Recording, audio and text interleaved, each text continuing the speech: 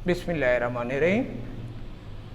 मेरे अज़ीज़ तलबा, आज बायो का लेक्चर नंबर 4 जो है वो डिलीवर कर रहे हैं। पिछले 3 लेक्चर में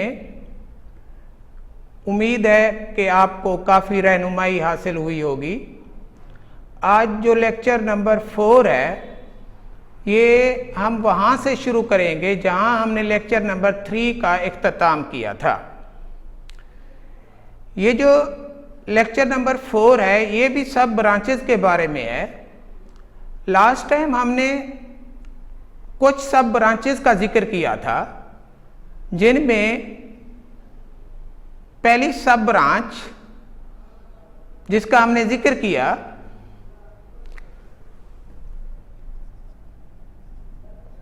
सब ब्रांचेस, जिनका हमने पहले जिक्र किया उनमें नंबर 1 मॉर्फोलॉजी,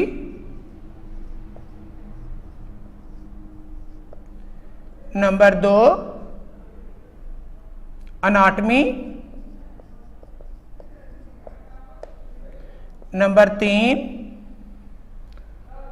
तीसरी जो ब्रांच थी वो हमने जिसका जिक्र किया वो फिजियोलॉजी,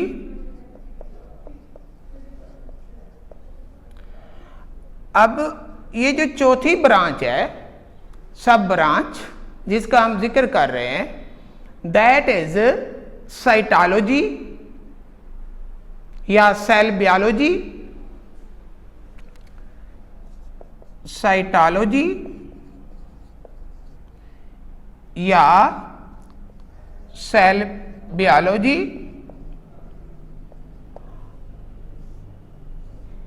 अजीज तलबा, साइटोलॉजी या सेल बायोलॉजी, ये जो लफ्ज साइटोलॉजी है ये साइट से लफ्ज निकला है। साइट से मुराद हम सेल लेते हैं, तो इसका मतलब ये हुआ कि ये एक ऐसी ब्रांच है जिसमें हमने सेल के बारे में स्टडी करनी होती है। तो ऐसी ब्रांच जिसमें हमने सेल का मुतालिया करना है दैट इज कॉल्ड साइटोलॉजी या सेल बायोलॉजी।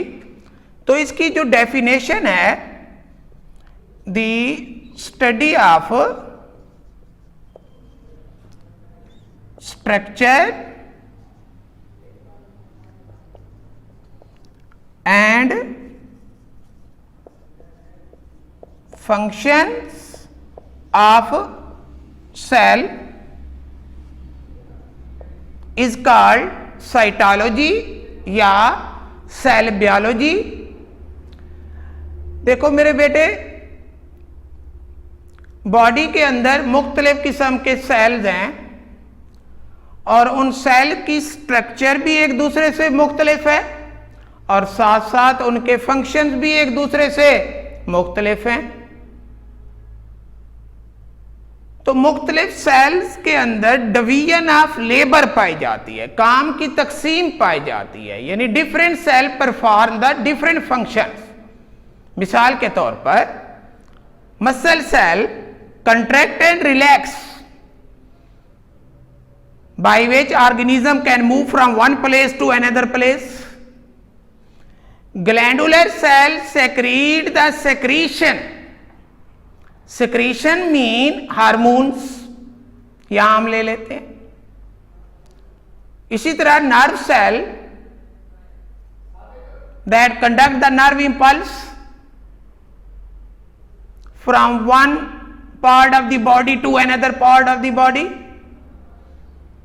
तो देखें, इन तमाम सेल्स के जो मैंने नाम बोले हैं उनके फंक्शन यकसा नहीं है। हर एक सेल का फंक्शन एक दूसरे से अलग है, मुख्तलिफ है।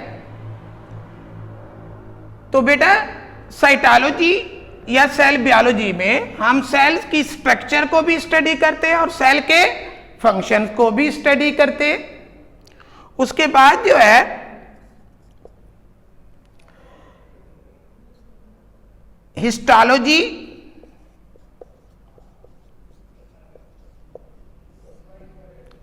देखिए एक लफ्ज है हिस्टोन।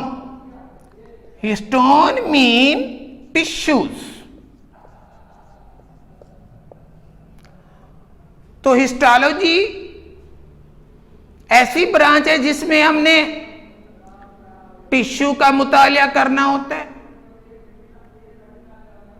तो देखिए नाम से ही ज़हर है, अगर इस हिस्टोन के मीने को ज़हन में रखें तो बआसानी आप डेफिनेशन जो है वो पेपर के अंदर लिख सकते हैं। हिस्टोलॉजी की डेफिनेशन जो है वो राइट डाउन कर सकते हैं। तो हिस्टोलॉजी की जो डेफिनेशन है, द स्टडी ऑफ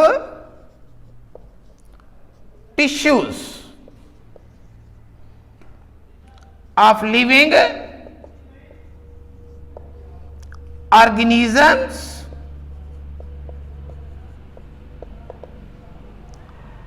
तो बॉडी के अंदर मुख्तलिफ किस्म के टिश्यूज हैं और उन टिश्यू के जो फंक्शन है वो भी एक दूसरे से मुख्तलिफ है। तो उन टिश्यू की स्ट्रक्चर और उन टिश्यू के जो फंक्शंस हैं उनका मुतालिया जिस ब्रांच में करते हैं that is called histology. As for example मैं पहले भी बोल चुका हूं, muscular tissue, glandular tissue, epithelial tissue, plant के अंदर अगर हम बात करें तो sclerenchyma tissue, parenchyma tissue, chlorenchyma tissue. तो बॉडी के अंदर खा वो प्लांट हो या एनिमल हो, उनके अंदर मुख्तलिफ किस्म के टिश्यूज पाए जाते हैं और उन टिश्यू का फंक्शन भी मुख्तलिफ और उनकी स्ट्रक्चर भी एक दूसरे से मुख्तलिफ पाई जाती है। अब अगर हम टिश्यू की बात करें कि टिश्यू क्या है, तो tissue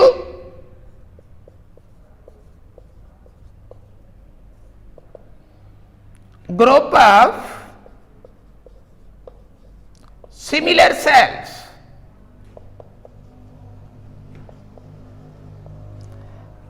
that having same origin and performing same functions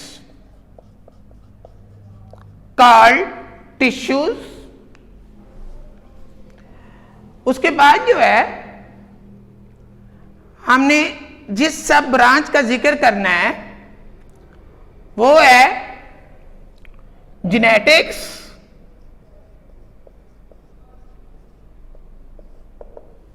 genetics,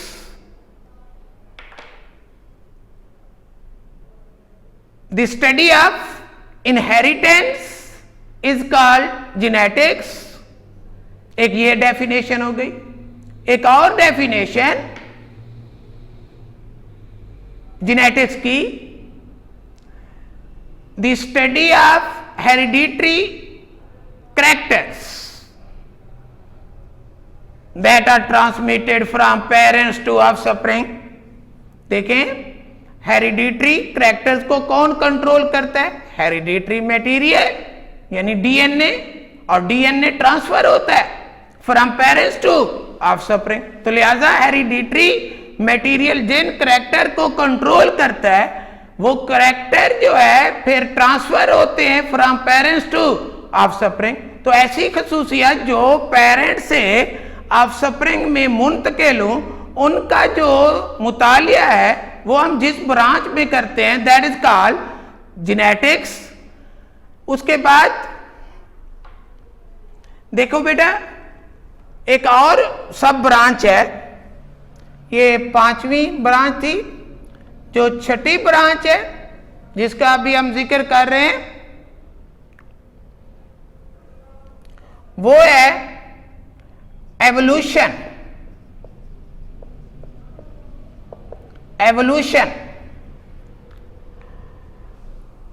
अजीज तलबा, जब से जमीन के ऊपर लिविंग ऑर्गेनिज्म ने बसना शुरू किया उस वक्त से लेकर अब तक, और आइंदा भी जब तक जमीन के ऊपर लिविंग ऑर्गेनिज्म मौजूद हैं उनके अंदर जो है ये एवोल्यूशन का जो प्रोसेस है ये कंटिन्यू रहता है, रहेगा, चलता रहेगा। लफ्जी मतलब एवोल्यूशन का, वो हम लेते हैं, that is the chain, gradual chain, मरलावार तब्दीली जो चलती आ रही है फ्रॉम एंसेस्टर टू डिसेंडेंट, औलाद में। तो लिहाजा एवोल्यूशन से मुराद development of highly complex and well developed living organism from very simple ancestor is called evolution। तो अजीज तलबा, आज का ये जो लेक्चर था उसमें हमने चंद एक सब ब्रांचेस का जिक्र किया, जिनमें साइटोलॉजी, उसके बाद हिस्टोलॉजी, फिर उसके बाद जेनेटिक्स और एवोल्यूशन। अजीज तलबा, ये हमारा चौथा लेक्चर था सब ब्रांचेस के बारे में। आज हमने कुछ डिस्कस किया। जो हमारा अगला लेक्चर होगा, लेक्चर नंबर 5, उसमें मज़ीद हम सब ब्रांचेस का जिक्र करेंगे।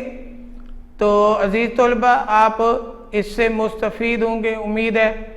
और अगर कोई क्वेश्चन हो तो मेरा सेल नंबर नोट कर लें, 0321 6788 631। Thank you.